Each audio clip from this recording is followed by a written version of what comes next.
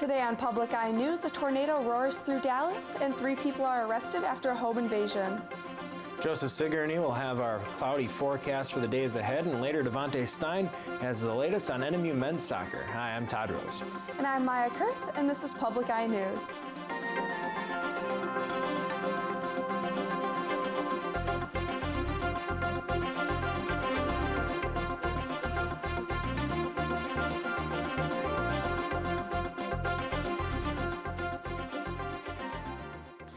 The YMCA of Marquette County received some amazing news over the weekend regarding paying off debt.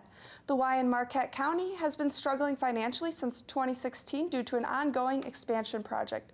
With no other options in place, the administration for Marquette County Y decided to file for Chapter 11 bankruptcy in 2017. Since the Y owed $1 million, thankfully the debt has been relieved due to a $1 million donation from David and Thu Brule of Marquette. Tomorrow, the Care Incentive Giver Project is hosting a fundraiser at the Oradoc Brewing Company from 5 to 7 p.m. The event is free to the public and aims to educate about the Care Incentive Project and raise money for the nonprofit. The organization hopes to raise $1,000 through t-shirt sales and a raffle. A Houghton man was evaluated at UP Health System Portage after a single vehicle accident Saturday morning. The crash happened at around 6:45 a.m. when the 26-year-old driver went off the road and slid into a tree. The car then burst into flames. Luckily, the driver was able to escape before the entire car had become engulfed. The Houghton County Sheriff's Office, along with Dollar Bay Fire Department, Dollar Bay First Responders, and Mercy Ambulance were all on the scene in response. And 3 people were arrested Thursday in Marinette County following a home invasion in the town of Peshtigo.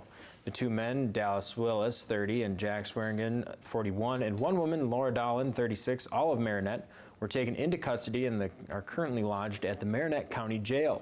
The investigation is ongoing, though Sheriff Jerry Sovey says this appears to be an isolated incident.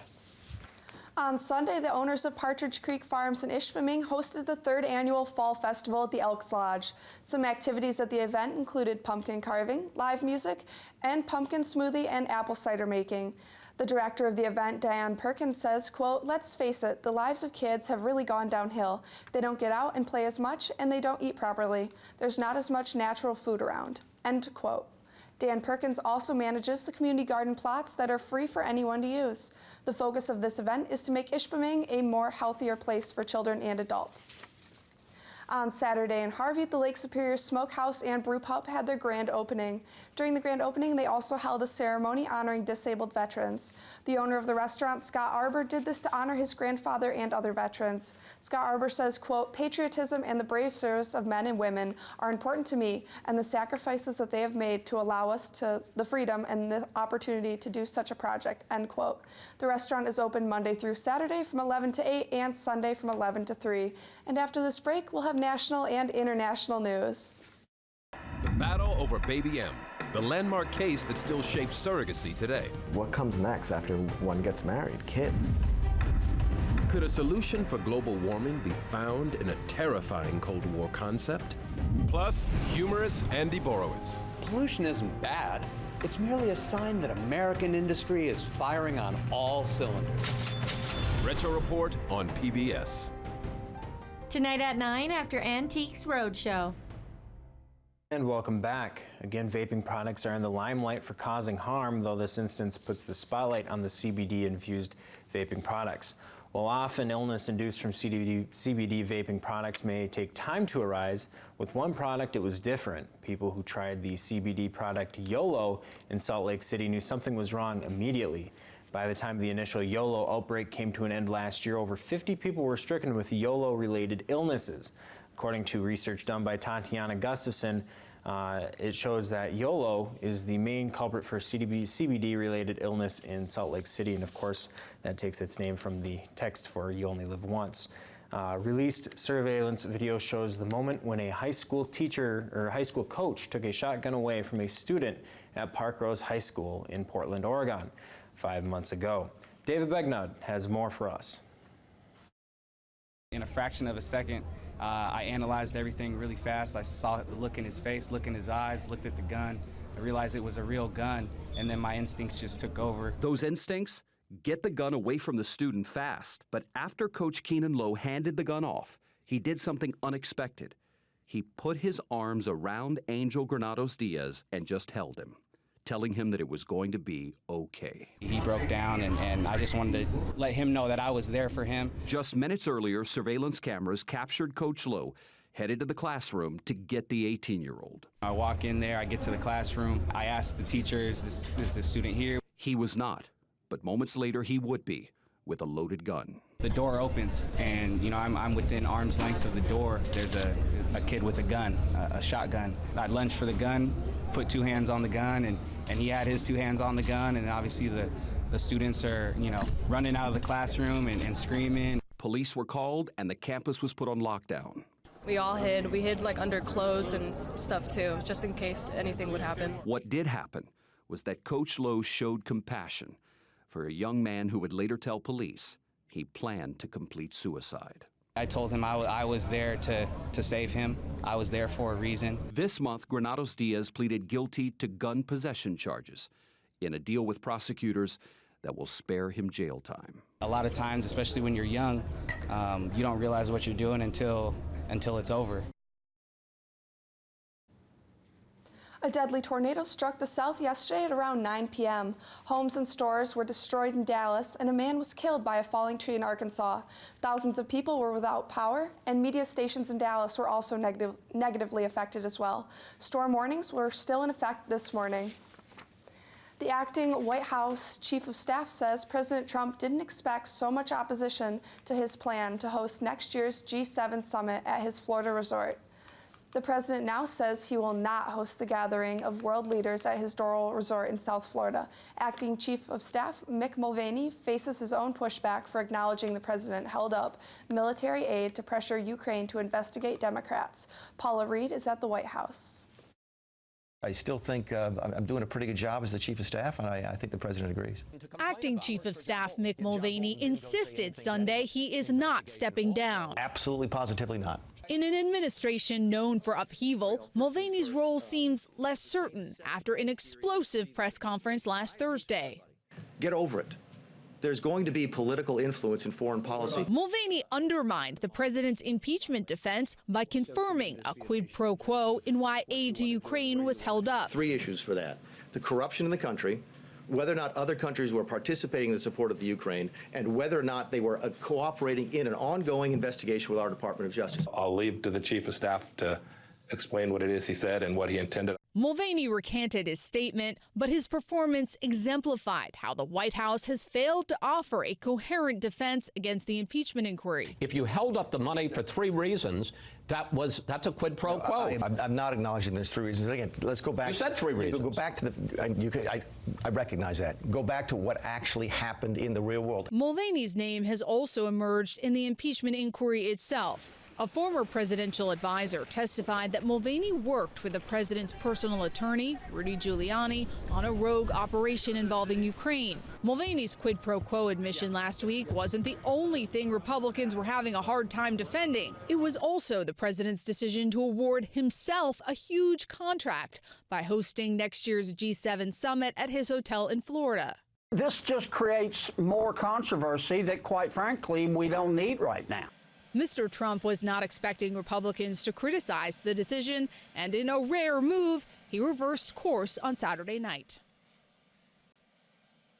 And stay tuned, because after this short break, we'll be back with a look at your weather and sports.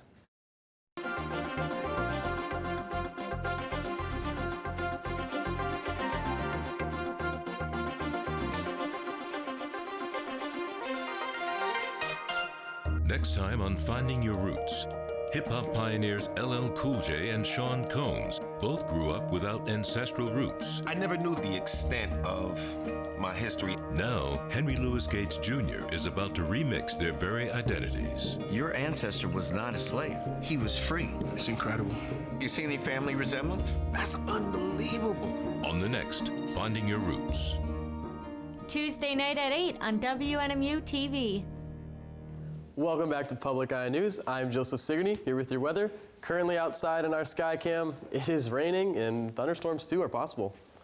Coming into current conditions, it is cloudy and raining with thunderstorms. Temperature is 51 degrees. The winds are west at 19 miles per hour, and the barometric pressure is 29.59 inches and steady. And tonight, also rain and a low of 46 degrees with south-southeast winds at 18 miles per hour. And keep that rain jacket or umbrella close because tomorrow it's going to rain. And high of 46 degrees and south-southwest winds at 12 miles per hour. So current temperatures around the UP, pretty much 52 degrees, 53, except in Ironwood, it's like 48 and cloudy.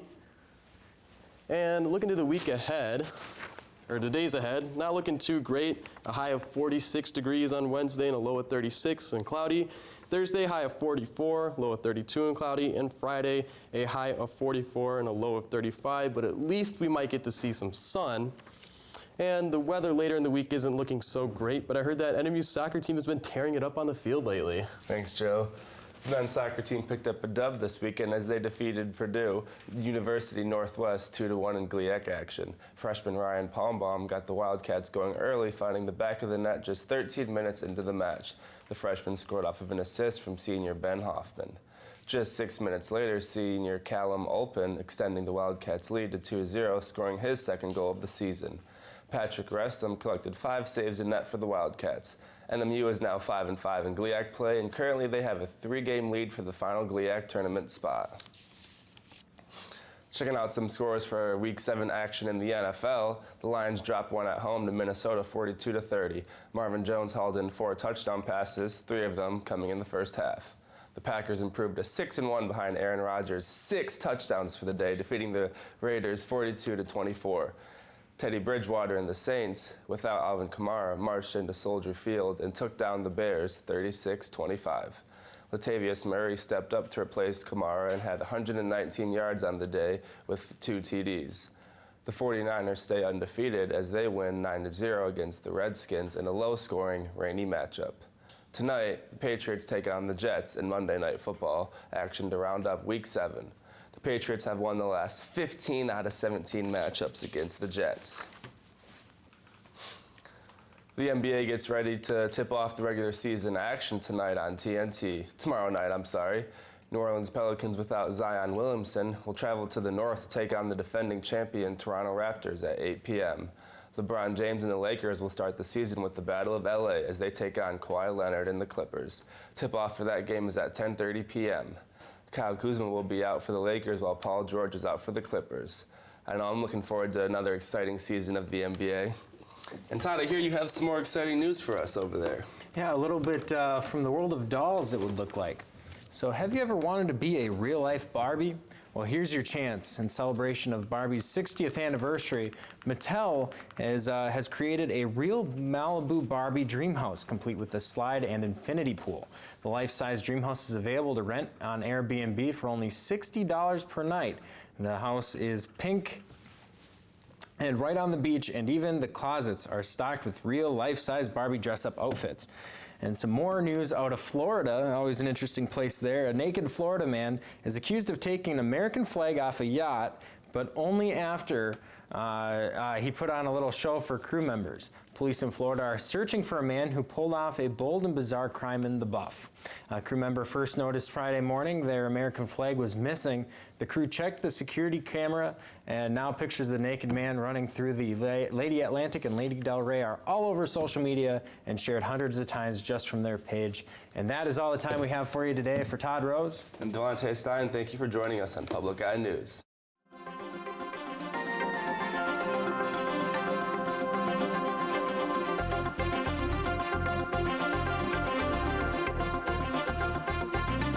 The preceding program was produced in studios located in the Edgar L. Hardin Learning Resources Center by WNMU-TV, Northern Michigan University Public Television.